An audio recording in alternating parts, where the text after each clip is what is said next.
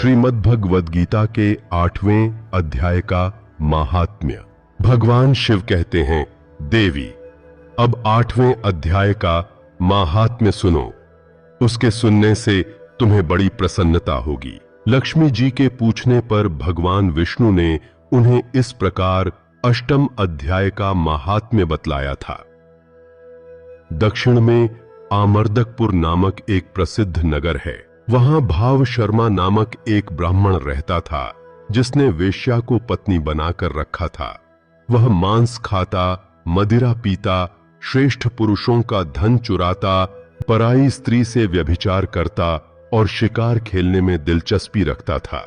वह बड़े भयानक स्वभाव का था और मन में बड़े बड़े हौसले रखता था। एक दिन मदिरा पीने वालों का समाज जुटा था। उसमें भाव शर्मा ने भरपेट ताड़ी पी खूब गले तक उसे चढ़ाया। अतः अजीर्ण से अत्यंत पीड़ित होकर वह पापात्मा कालवश मर गया और बहुत बड़ा ताड़ का वृक्ष हुआ। उसकी घनी और ठंडी छाया का आश्रय लेकर ब्रह्म राक्षस भाव को प्राप्त हुए कोई पति पत्नी वहां रहा करते थे। उनके पूर्व जन्म की घटना इस प्रकार है। एक कुशीबल नामक ब्राह्मण था, जो वेद वेदांग के तत्वों का ज्ञाता, संपूर्ण शास्त्रों के अर्थ का विशेषज्ञ और सदाचारी था। उसकी स्त्री का नाम कुमति था। वह बड़े खोटे विचार की थी। वह ब्राह्मण विद्वान होने पर भी अत्यंत लोभवश अपनी स्त्री के साथ प्रतिदिन भैंस के काल पुरुष और घोड़े आदि बड़े दानों को ग्रहण किया करता था, परंतु दूसरे ब्राह्मणों को दान में मिली हुई कौड़ी भी नहीं देता था। वे ही दोनों पति पत्नी कालवश मृत्यु को प्राप्त होकर ब्रह्म राक्षस हुए। वे भूख और प्यास से पीड़ित हो इस पृथ्वी पर घूमते हुए उसी ताड़ वृक्ष के पास आए और उसके मूल भाग में विश्राम करने लगे। इसके बाद पत्नी ने पति से पूछा, नाथ, हम लोगों का यह महान दुख कैसे दूर होगा तथा इस ब्रह्म राक्षस योनि से किस प्रकार हम दोनों की मुक्ति होगी? तब उस ब्राह्मण ने कहा, ब्रह्म विद्या के उपदेश, अध्यात्म तत्व के विचार और कर्म विधि के ज्ञान बिना किस प्रकार संकट से छुटकारा मिल सकता है? यह सुनकर पत्नी ने पूछा, किं तद ब्रह्म किम अध्यात्मम किं कर्म पुरुषोत्तम? पुरुषोत्तम वह ब्रह्म क्या है, अध्यात्म क्या है और कर्म कौन सा है?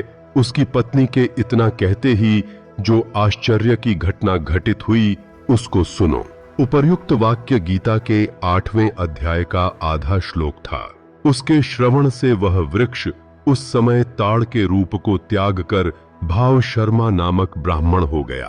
तत्काल ज्ञान होने से विशुद्ध चित्त होकर वह पाप के चोले से मुक्त हो गया तथा उस आधे श्लोक के ही महात्म्य से वे पति पत्नी भी मुक्त हो गए। उनके मुख से दैवात ही 8वें अध्याय का आधा श्लोक निकल पड़ा था। तदनंतर आकाश से एक दिव्य विमान आया और वे दोनों पति पत्नी उस विमान पर आरूढ़ होकर स्वर्गलोक को चले गए। वहां का यह सारा वृत्तांत अत्यंत आश्चर्यजनक था। उसके बाद उस बुद्धिमान ब्राह्मण भाव शर्मा ने आदर पूर्वक उस आधे श्लोक को लिखा और देवदेव जनार्दन की आराधना करने की इच्छा से वह मुक्तिदायिनी काशीपुरी में चला गया। वहां उस उदार बुद्धि वाले ब्राह्मण ने भारी तपस्या आरंभ की।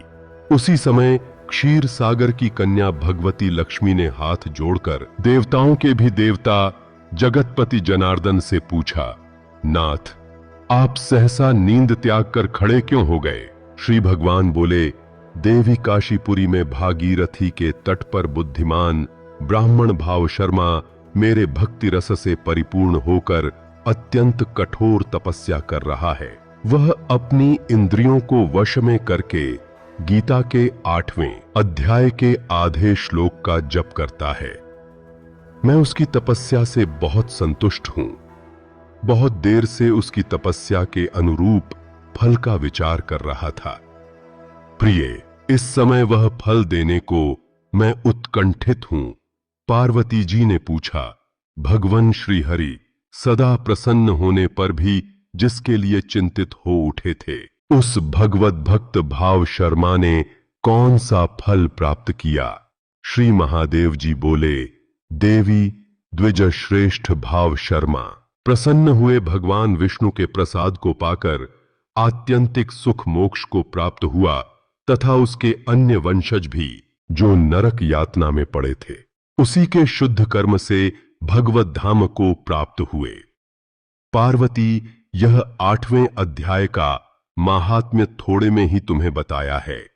इस पर सदा विचार करते रहना चाहिए। वीडियो को लाइक करें, शेयर करें और कमेंट जरूर करें कि आपको क्या चाहिए भगवान से, और सब्सक्राइब जरूर करें इस चैनल को।